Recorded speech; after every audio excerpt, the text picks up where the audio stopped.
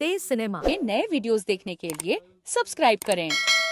तेज cinema में आपका स्वागत है। आज मैं आपको ईयर 2007 में बनी मूवी सनशाइन के बारे में बताऊंगा। मूवी में ईयर 2057 को दिखाया जाता है, जहां हमारा स्टार यानी कि सन अपनी चमक खोता जा रहा है और अगर ऐसा ही चलता रहा तो वो दिन दूर नहीं जब हमारी पृथ्वी पूरी तरह से जम जाएगी और दुनिया से जीवन का नामो निशान मिट जाएगा। इससे बचने के लिए वैज्ञानिक सूरज को एक न्यूक्लियर एक्सप्लोजन के द्वारा फिर से स्टार्ट करने का प्लान बनाते हैं, जिसके लिए एडवांस्ड हीट शील्ड टेक्नोलॉजी के साथ इकारस मिशन को एक एक्सपर्ट टीम के साथ भेजा गया, जो सूरज तक पहुंचने से पहले ही गायब हो गया। अब इस फेल्ड मिशन के 7 साल बाद इकारस 2 मिशन भेजा जाता है, जिसमें 8 क्रू मेंबर हैं। कैपा पेलोड को सन पे ड्रॉप करने और डेटोनेशन के लिए, कोराजॉन एक बायोलॉजिस्ट, मेस एक इंजीनियर, कैसी पायलट, सर्ल एक डॉक्टर और मनोवैज्ञानिक, ट्रे नेविगेटर यानी पथ प्रदर्शक, कनेडा शिप का कैप्टन और आखिरी में हार्वे एक कम्युनिकेशन ऑफिसर और सब्स्टिट्यूट कैप्टन। इकारस 2 को बहुत ही ज्यादा एडवांस टेक्नोलॉजी से बनाया गया है, जिसकी अपनी खुद की आर्टिफिशियल ग्रेविटी है जो उन्हें फ्लोट होने से रोकती है। अब इस मिशन के लॉन्च के बाद से 16 महीने बीत चुके हैं। अब ये सोलर नॉइज, जिसे सूरज की डेड जोन कहा जाता है, उसमें प्रवेश करने वाले हैं। यहाँ से इनका अर्थ से कांटेक्ट टूट जाएगा।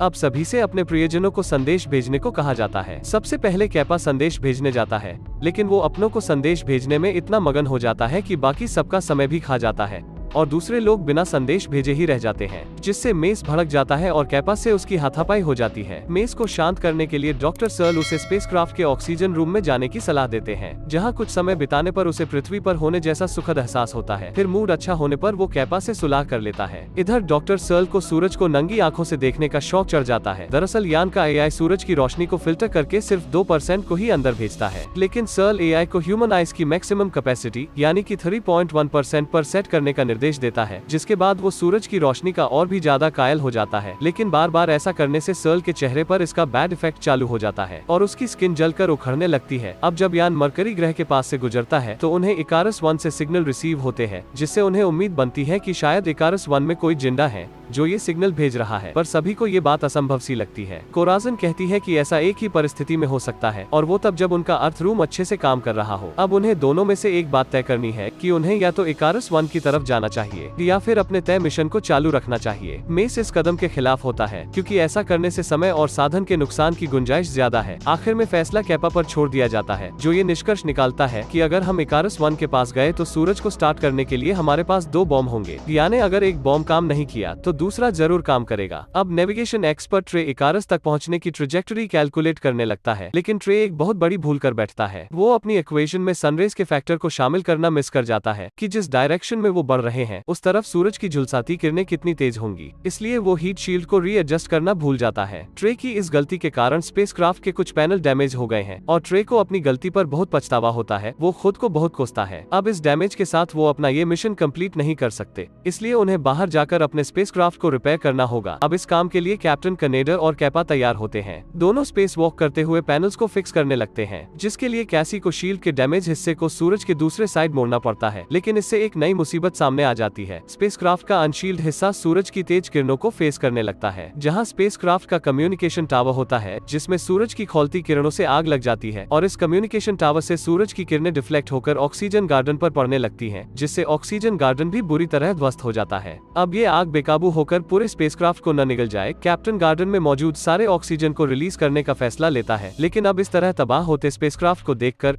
एआई हीट शील्ड के डायरेक्शन को सही दिशा में करना शुरू कर देती है। अब इस बात से अनजान कैपा और कैप्टन कनेडर हीट शील्ड को ठीक करने में लगे होते हैं, क्योंकि कैसी कैपा और कैप्टन कनेडर को खोना नहीं चाहती है। वो कंट्रोल एआई से वापस अपने कंट्रोल में लेने लगती है, मगर इस इमरजेंसी सिचुएशन में एआई एक और क्रू मेंबर की रजामंदी मांगता है। मेस रजामंदी देने से इनकार करता है, पर कैसी उसे किसी तरह से मना लेती है। लेकिन शिप का डैमेज बढ़ता देख मेस अपना विचार एक बार फिर से बदलता है और शिप से बाहर मौजूद कैप्टन कनेडर को परिस्थिति की गंभीरता के बारे में समझाता है। कैप्टन कनेडर भी सहमत होते हुए कहते हैं मिशन से बढ़ के कुछ नहीं है, इसलिए अपनी जान की परवाह न करते हुए कैप्टन एआई को कमांड सौंप देते हैं और स्पेसक्राफ्ट को ओरिजिनल पोजीशन सेट करने को कहते हैं। अब कप्तान बाकी बचे हुए शील्ड को खुद रिपेयर करने का निर्णय लेते हैं और कैपा को तुरंत शिप में लौट जाने का आदेश देते हैं। अब कनेडर के ऊपर से धीरे धीरे डार्क साइड गायब होने लगती है। अब सारे पैनल्स को पैच करने के तुरंत बाद कैप्टन कनेडर डायरेक्ट सनरेज के संपर्क में आकर भस्म हो जाते हैं। लेकिन अब बाकी बचे क्रू मेंबर्स के सामने एक और बड़ी समस्या आ खड़ी होती है, क्योंकि